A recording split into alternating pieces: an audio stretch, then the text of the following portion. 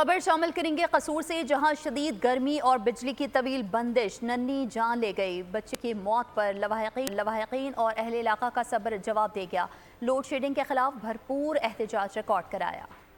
قصور کے علاقے رکندین میں لوڈ شیڈنگ جان لیوا ثابت ہوئی۔ گرمی کی شدت اور ہب سے 9 ماہ کا فرحان چل بسا۔ 8 دن تو بتی نہیں آ رہی ساڈے قصور دے وچ تے بچہ جڑا نا او میرا نا پانی تو نہ فوت ہو گیا ہے۔ حد تو یہ ہے کہ مرنے والے کے غسل کے لیے بھی پانی نہ تھا۔ غریب بندہ ہے، نہ نواون لی ہن پانی نہیں ہے گا جڑا نوا کے انہوں دفن کر دیں گے۔ اس علاقے میں ٹرانسفارمر 6 روز سے خراب پڑا ہے، مگر انتظامیہ کوئی ایکشن نہیں لیتی۔